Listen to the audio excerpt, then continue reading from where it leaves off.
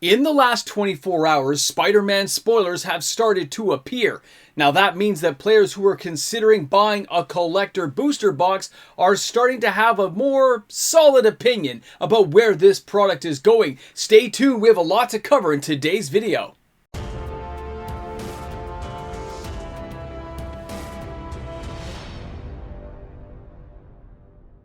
Before we even get started, let's remember that right now, if you were looking for a Spider-Man Collector Booster Box, they're going for around $999 Canadian. And after seeing these spoilers, the question a lot of players have is, has my mind been changed? Am I ready to purchase Spider-Man? Welcome back, everyone. MTG Moxman here, and thank you again for hanging out with me today for another video. Now, Spider-Man is still a while away. We've got to get through Edge of Eternities, and then Spider-Man comes up next. So, of course, it makes perfect sense that Wizards of the Coast is going to start spoiling all the cards. And they actually spoiled a large chunk of cards, which I guess was supposed to generate a lot of interest in this product to move it to the next level. But I know a lot of players out there and how they've already been feeling about Spider-Man, so has this changed their mind? Well, before we get to that part of the video, I'm going to share with you a few select spoilers, and we're going to talk about them briefly before we get to the next part of this video. Now, I'm going to start out with Spider-Ham Peter Porker, one green, one other, legendary creature, Spider Boar Hero. Now, when Spider-Ham enters, create a food token. That's great. Now, Animal Mayhem is the secondary power that everyone is paying attention to. Other spiders, boars, bats, bears, birds, cats, dogs, frogs, jackals, lizards, mice, otters, rabbits, raccoons, rats, squirrels, turtles, and wolves get +1/+1. If you're under your control, of course, because it does say that you control. Now, when we look at this card, this has got some spice to it, a lot of fun, and it kind of harkens back to other sets that we remember. Now, if we were looking back at Adventures in Forgotten Realms, you could think about Loth the Spider Queen, and I'll be honest, this card has sold hundreds of copies in the last day.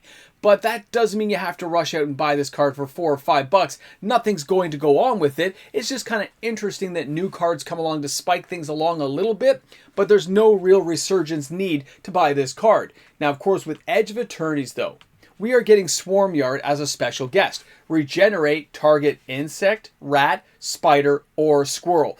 Obviously, we can see the synergy tying these cards together with the Peter Porker card, which is very interesting. They've tied them together in two different sets, but they're meant to be played together in Commander, and they're trying to offer some value way of reprinting some of these cards. A very interesting take on a card. I gotta say, this one offered a lot of spice to me. That's why I put it first, because to me, this was the best card I saw. You can argue in the comments section, but this one grabbed the Moxman. Now, let's continue on, though, because there are other cards to talk about. Here is Aunt May. Now, Aunt May is a legendary creature, human citizen. It's a 0/2 for 1, but it is legendary. Now, whenever another creature you control enters, you gain 1 life. If it's a spider, put a +1/+1 counter on it. That's kind of an interesting take on a card that's very cheap to cast. It will work in these spider decks, of course. And when we look at other cards, well, maybe they're going to link together further down the road. A single casting cost legendary creature is always something to pay attention to when it has a secondary ability. Now, MJ Rising Star is a little bit different. This one here, again, is an uncommon, just like the other one. You can look at this and see 1 white, 2 other, legendary creature, human performer. It's got vigilance, and whenever you gain life, put a +1/+1 counter on MJ. Now, these cards have different formats, obviously, but there's still a little bit of a critique to these to say they're interesting, but they don't feel very powerful, do they? They don't grab you and say, I must have this card. And for a Spider-Man set, you would think Wizards of the Coast was going the extra mile. Now, the next card I want to talk about here is going to be Spider-Man Noir. Of course, from the Spider-Verse, a lot of people were really hyped about this card. I love the artwork. It looks amazing. But this is an uncommon that costs 5 to cast for a 4/4 with Menace. It is a Spider-Man human hero with Menace. Now, whenever a creature you control attacks alone, put a +1/+1 counter on it, then surveil X, where X is the number of counters. As an uncommon, this is kind of a generic, nothing really exciting. It does remind me, right now I'm telling you, it does remind me of a set that I thought longingly of when I started seeing these cards, and I didn't think I was going to see it again, and we'll talk about that in a minute. Now, our next card is Spider-Man Miles Morales, okay? Now, of course, I believe these are from the Commander deck, if I'm not wrong here. You guys could shoot me up in the comment section if I'm incorrect. Now, this is a 6 casting cost, okay? 2 green, 4 other for a 5/5 legendary creature, Spider-Man human hero. It has vigilance and trample. Whenever Spider-Man enters or attacks, put a +1/+1 counter on each other creature you control. Those creatures gain trample until end of turn. This reminds me, of course, of other cards we have seen in the past, just under a new kind of skin. It's still interesting. I do enjoy the artwork. But again, does this really feel like it's justifying the value of these types of IPs at this price point? Now, if I jumped over and showed you Spider-Man 2099, and there's a lot of us who are fans who remember this first coming out. A 2 casting cost, 2/3. From the future, you can't cast Spider-Man 2099 during your first, second, or third turns, kind of like Jace, I guess. Double strike and vigilance at the beginning of your end step. If you've played a land or cast a spell this turn from anywhere other than your hand, Spider-Man 2099 deals damage equal to its power to any target. There are lots of ways of making a card like this work. It's interesting. Players might like it for certain deck ideas. For myself, I'm digging the artwork on this card, okay? I just do. Even though I feel this card's a little bit underpowered myself, I still dig it. I don't like the whole waiting tons of turns to attack. Now, for our next card here, we got Peter Parker and the flip side of Peter Parker, which is going to be the Amazing Spider-Man. Now, Peter Parker here comes into play. You create a 2/1 green spider token with reach. And of course, he can be transformed for 4, which is 1 blue, 1 white, 1 green, 1 other, into the Amazing Spider-Man with vigilance, reach. Each legendary spell you cast that's 1 or more colors has web slinging, a nice new little game mechanic. Now, web slinging states that for a green, a white, and a blue, you may cast a spell for its web slinging cost if you also return a tapped creature you control to its owner's hands. Obviously, they're referencing tokens and stuff to make this work, but not a bad idea for the Amazing Spider-Man. This is not a bad card, okay? Now let's jump over and let's take a look at the last card I want to share with you, which is Venom. 2 versions here. All right? Now you got Venom, Eddie Brock for 6. It's a 6/4 with Menace. Whenever another creature dies, put a +1/+1 counter on Venom. If that creature was a villain, draw a card. Guys, that seems lame to me. That's just me. I get it. I don't mind the artwork. It's still not great, but I don't mind it. It's just not enough. Now, the other one here, which is Venom, Evil Unleashed for 5/4/5, Death Touch, 1 black, 2 other, exile this card from your graveyard, put 2 +1/+1 counters on target creature, and it gains Death Touch at the end of turn. I look at the artwork and I love it, even though I think the actual game mechanic, the casting cost of the card, is not a lot to speak of. So let's get on to, now that we've seen these cards, let's get on to the next part here, which is discussing the value of what we've just seen.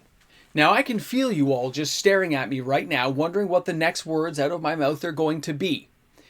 Now, after looking at this set and looking at all the cards, there was like 50-something spoiled. Nothing in there to me felt like I had to buy a collector box.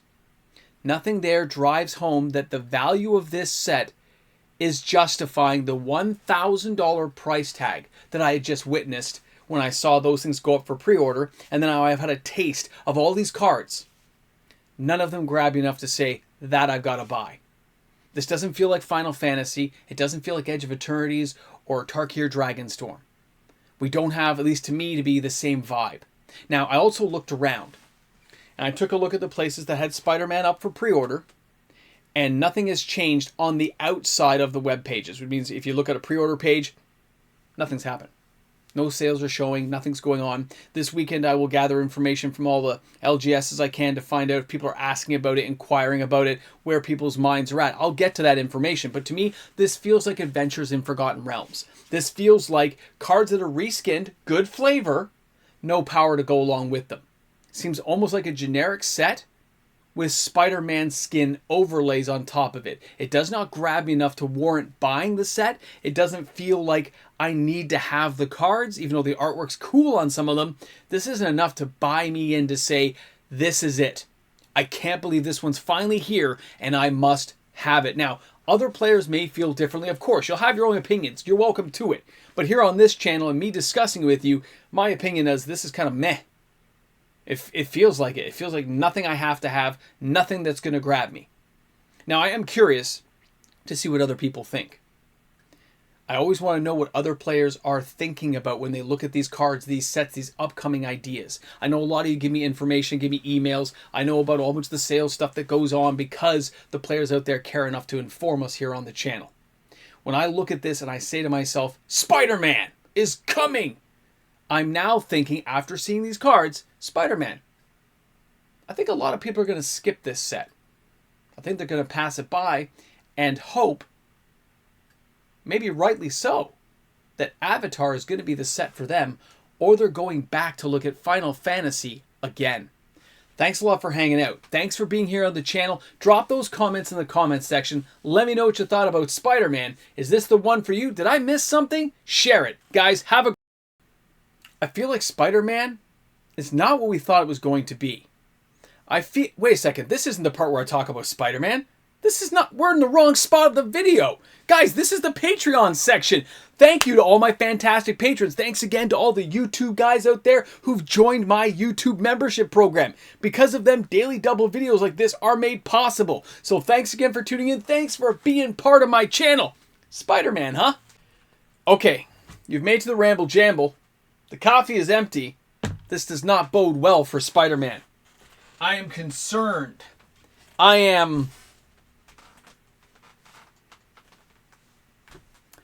I thought Wizards would have done a better job. I thought Wizards understood. And apparently, I gave them too much credit. I thought they had it. I thought they got the formula down pat, and right now it just doesn't feel like it to me. Yeah, the Porker card, that's why I put him first. He looks cool, man. I love the idea of it. The Spider-Verse stuff kind of fits well, man.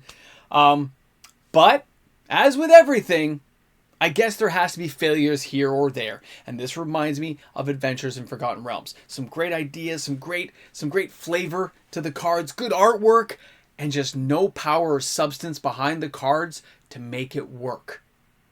To make it really feel. Do you know why we don't talk about Into the Dungeon cards anymore? Because none of them were good enough to keep using. That's the problem. Are these Spider-Man cards going to be good enough to keep using set after set when they rotate out Commander decks, Pioneer, Modern? Where are they going to end up? And I think for the most part, I could be wrong. It's only 50 cards. Could be wrong. I just don't feel like I'm wrong. All the other sets up to the last 3 sets, I got pumped. I was in the groove with these sets. This just feels like, what? What? Really? I'll talk to my friends this weekend. We'll see how it all goes with them. I'm curious. And as far as I know, 0 pre-orders made for Spider-Man Collector Boxes. Whew. We'll see what happens. Later, guys.